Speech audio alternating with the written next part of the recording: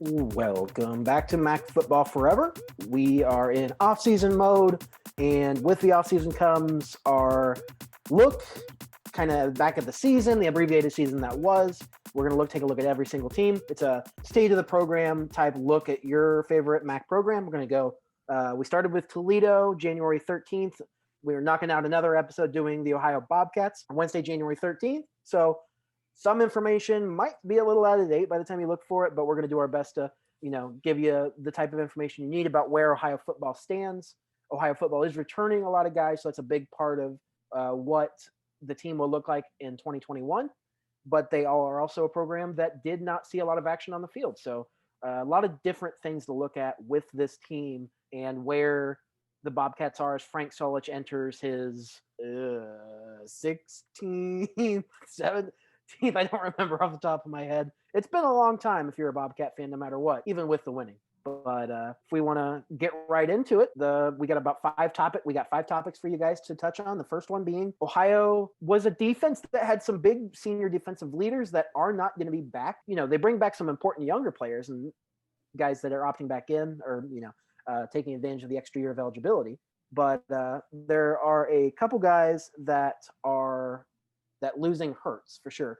And kind of the first of those being like linebacker Jared Dorsa and defensive end Austin Conrad have already announced they're not coming back. And there's some other players that are gone, but defensively that hurts the most.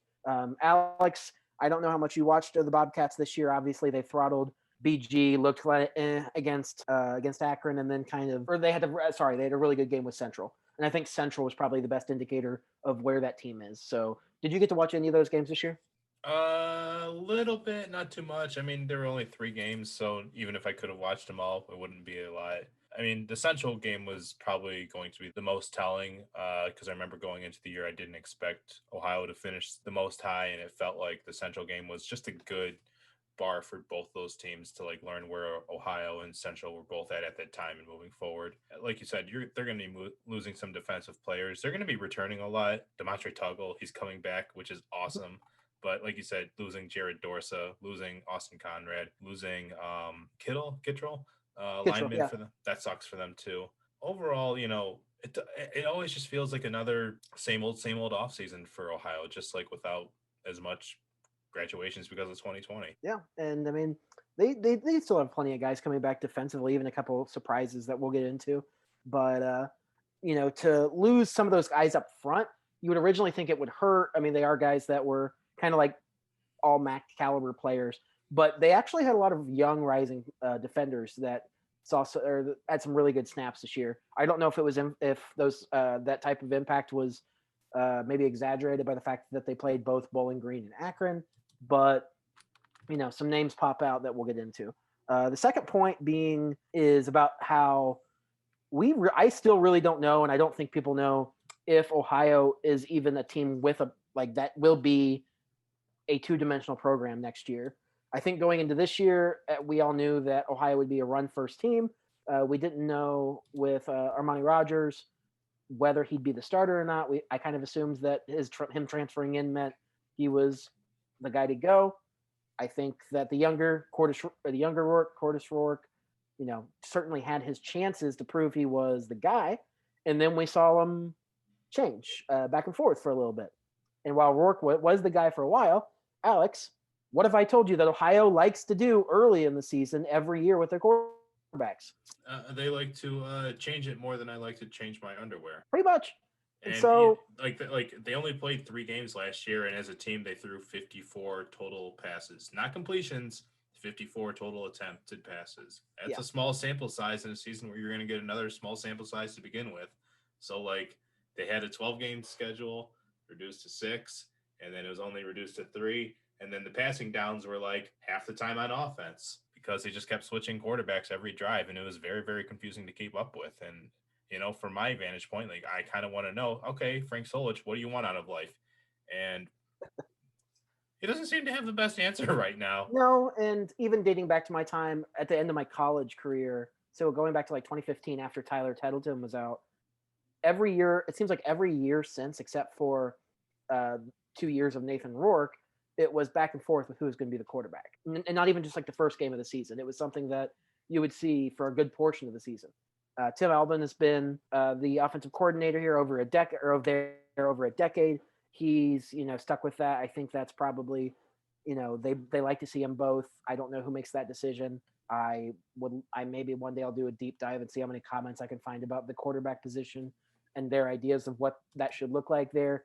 I don't know that they're super committed to throwing the ball around next year because, for one, Shane Hooks is gone. That's a big part of not being certain about whether their passing game is going to be multi-dimensional next year. Cam They Odom back, they can though. bring back, yeah, they've Cam Odom back, and they should have Isaiah Cox back. And then as far as I've seen, Ryan Lerman, the tight end, who's been around for quite a long time. He was the same high school graduating class in Athens as Joe Burrow. Yeah. Both of the Lerman brothers, both big tight ends, could be back. Ryan's been the bigger pass catching threat, but both of them have seen time. As it stands now, not certain whether Ryan will come back and play next year, but he would be a big part of the offense in that scenario, run blocking and catching the ball. So I don't know. I mean, I'm sure Curtis, I don't know what Nathan Rourke's doing these days, but I have to imagine they're like spending some time this offseason working together and working on Curtis's game and his arm. And I don't know. Hopefully in the summer he can get some time working with receivers, but I just don't know how committed they're going to be to throwing the ball more than 20 times a game. So we'll see. Maybe there's something I'm missing in that respect. Maybe they've got some young up and coming wide receivers that opens the offense up a little bit. But we didn't get to see it much this year, and they didn't have to throw the ball in the BG game. They didn't look good throwing the ball in Akron, so they just ran the ball because they could. And then Central Michigan is still, like you said, it's kind of like the best indicator where Rourke and Rodgers didn't look great throwing the ball down the stretch. So long-winded way of saying I don't really know what to expect from the quarterback spot next year, but they're still going to run the ball, and they've got reason to be excited about that. Absolutely. Another point I'll get into, not a lot of experience for returning younger players on this roster. There's a group of guys that are coming back that, like Jason Arkley, and here's your reminder, as I like to do, please, for the love of God, pay for a newspaper subscription or something so that people who cover teams continue to give you the type of content that you want. Right now, Jason Arkley is doing SWACbobcats.com, SUAC Bobcats.com. He put together a list of players that are probably expected to come back, and that was like defensive tackle Zach Burks, guys like safety Jaron Hampton, Hagan Maservi on the offensive line, Ilias Motley. Ilias Motley's made 39 has played 39 games over the last 4 years, and Xavier Motley, the brother of Ilias, has also played in 31 games. So they're making a lot of those guys on the defensive side of the ball would make a big impact. But I already mentioned a couple of the seniors they lose between Jared Dorsa and Austin Conrad. So as far as younger players coming up, Jet Elad is a guy. Kai Thompson is a guy that I would expect to do big things for them in the next couple of years. But outside of that, I think Ohio does a good job of developing young defensive players into guys that can be really serviceable or even really good in years in the future.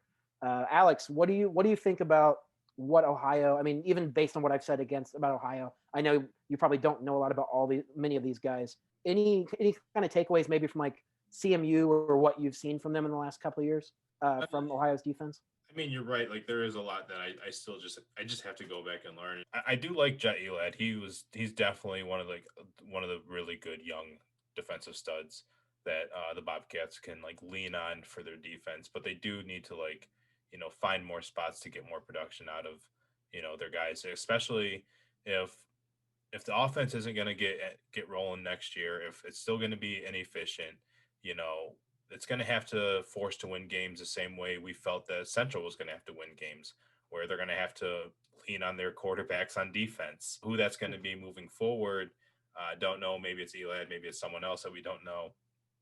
But Ohio's offense has been struggling, and it just, we talked about like the talent that Toledo has last episode. Ohio's doing better along in the recruiting trail. Like the recruiting that it's done in the early part of the 2010s is not as good as how Ohio's done in the latter end of the 2010s, which is a very good thing. It's a really good thing because it's a very hard place to recruit to, and they're getting guys out of state. Not just like in Ohio, not just guys in Kentucky, but up in Michigan too. You know, they're diversifying and they're getting some JUCO guys in important spots every year. But it's still just the same people in charge, which they just end up in the same problems where they don't have like the key players on the field where they can make things run the way they like to on for Ohio on both sides of the ball a little bit, but they don't have like super difference makers that are just actually better than the 11 athletes on the other side of the field. And that's kind of where Ohio's at when I look at them, is that they just don't match up talent wise. Yeah, I think you're right. I think there's a lot of instances where Ohio's the better coach team and they've got a system in place that produces results. But I mean, a lot of times there are more athletic guys, stronger guys, better recruits lined up across the ball from them. I think that Ohio gets more out of less talent a lot of the time. Again, it is a good sign that they've started to recruit a little bit better in some places. It can be hard to recruit in Southeast Ohio, obviously, when you've got to compete in Columbus and the northern part of the state with the likes of, the Kent States, the Bowling Greens, Ohio State picking up guys that, will be backups for them that could potentially start at MAC school. And that's not an exaggeration. There are a lot of guys who play second and third string or never see the field for Ohio State that, or, even like a Toledo or a Michigan, maybe they go out of state from the northern part of Ohio and go to Michigan or Michigan State. They'd be starters at Ohio. They'd be starters at Bowling Green and Kent State. So Ohio has in recent years picked up big guys from Florida, from Oklahoma, big ties to Oklahoma from the Burrows as part of it too, and from Solich obviously recruiting Nebraska in that area. They do a good job in that respect. They get some East Coast guys, they get some Southern guys, they get some guys from Georgia, and it should hopefully they can do that in a big way. Kind of bridging into my next point about where the young players didn't they did some stuff for them this year. Elad, Jamison Collier, Kai Thompson, but they've got somebody else has got to step up after them losing Dorsa and Conrad. They have to. I can hardly name defensive linemen or linebackers for Ohio coming back outside of those guys. So, and it is hard too when you don't have the stats to back it up in the game film, to back it up from only playing 3 games. I will be very much looking forward to see what type of players establish themselves after, this team will have played 3 games in a span of essentially like 19, 20 months when we get to the next college football season, a few more months. So hopefully that downtime and that practice time spent getting a lot better. Hope so. Yeah. I mean, and especially if like the seniors come back and, can be healthy and be leaders. Hopefully that buys enough time for the Ohio freshmen and sophomores to build up into 2022 and 2023. But just know that we could say the same thing about a lot of the other MAC programs too. So Ohio's not going to have like the only group of freshmen and sophomores, marinating in the system. Sure. So yeah, I don't know that Ohio is not the program. They might actually be. I think Ohio might be the program that has the least amount of production from freshmen. I can't speak to that with statistical definitiveness, but I cannot really remember hardly any freshmen that have produced in a big way for them on the football field. So again, I'm hard pressed to think of any too. Like nothing's coming to mind, unfortunately. Yeah, a lot of the time it is guys don't start making their impact until well into their sophomore year. And again, it's a system thing, and that's what they're committed to, and that's what they have to stick to. They have to get guys that aren't the most highly sought after prep talents because they just don't have the best measurables coming out of high school, and that's why they go into the system in redshirt and build themselves up over time. That's fine. That's just the byproduct of it. But the trade-off is you don't have those impact freshmen, and you still see guys like they've obviously done something right. AJ Ouellette's probably the last one. Yeah, actually, that's a good point. But even he had the measurables that he just played for a small school, and teams miss players like that constantly. And those types of players do great things a lot of the time for FCS and Division II programs. But what comes to mind is that DeMontre Tuggle was one of the nation's leaders in yards per game this year. He wasn't even projected as their starting running back. So obviously they've done something right in terms of development. O'Shawn Allison's not a bad running back, But Demontre Tuggle was so beyond what he was the year before, he earned those snaps. He earned the opportunity to touch the football more. And obviously, the time he spent in the offseason working on himself and then working with whoever it is he put in that time with, it translated because it's not like O'Shawn Allison was the feature back right from the get-go. It was Tuggle. Tuggle is a really good example of guys that after they've put in their time at Ohio, they produce in some way or another. Even if it's not like major eye-popping statistics, they still see time. They're still reliable on the field. They're still guys that make an impact. Yeah, I'm with you. Yeah, I co-sign on all that. You want to move on to your final point? You want to talk about Frank Solich a little bit? Yeah, I mean, I feel like anybody outside of Ohio who talks about the program, the first thing comes up is Frank Solich. Uh, I think a lot of teams, it's easier to talk about the star players, but again, people who they're power conference people and they only watch Ohio State and Iowa on the weekends, they talk, oh, Frank Solich, he's still there, right? That's the identity. That is the identity of this program. It's been the identity since about 2005, and they have not been making a lot of coaching changes. Most of the staff's been there for at least a handful of years. A lot of guys have been there over a decade, so things aren't significantly changing. And heading into a 2021 season, a full season again, hopefully, I would not expect Ohio to have a chance at the East. But who's to say that, Buffalo isn't down because of the guys they've lost? Miami doesn't put it back together. And then it's like Ohio and Kent State fighting for it or something. I don't really know. All I know is there's just not a lot of eye-popping wow stuff to make you think that Ohio should head into 2021 with a chance at a championship again. I think we thought that 2 years ago with Rourke and the type of talent they had, they underachieved. And now it's almost like they're in rebuilding mode, but rebuilding mode for the Ohio Bobcats is a 500 or slightly above 500 season. Yeah, absolutely. And like the Solich has turned the program around and has a sustained, track record of success. And he brought bowl games to a program that didn't see bowl games in a time where bowl games were really important. They're still important, but I mean, bowl games just don't. Getting to 6, 7, 8 wins and getting to a bowl game is wonderful. It just doesn't have the same ring that it used to. Is that it's still a beautiful trajectory to be a part of, but is that the trajectory that Ohio wants to stay on? If it's not going to bring them the most happiness, is there something else? Because at some point, I don't know how to talk about the end of Frank Solich because we don't know when it's going to come. So I'm not going to lead myself there. But looking forward to whenever we have to move past Frank Solich, what kind of future does Ohio want to see in itself with a new coach? And what has Frank Solich done that a new coach can realistically keep, or will a new coach have to ditch to achieve something else? Yeah, I think, and it's hard to say in that I could see Solich coaching another 5 years, and it wouldn't shock me. Wouldn't shock me in the least. And but maybe he has some other stuff he wants to do by 2022. Don't know. But yeah, I think that Ohio is actually kind of in a place where if they after the Solich era, if they do not hire an established coach, they're tearing everything down and starting over.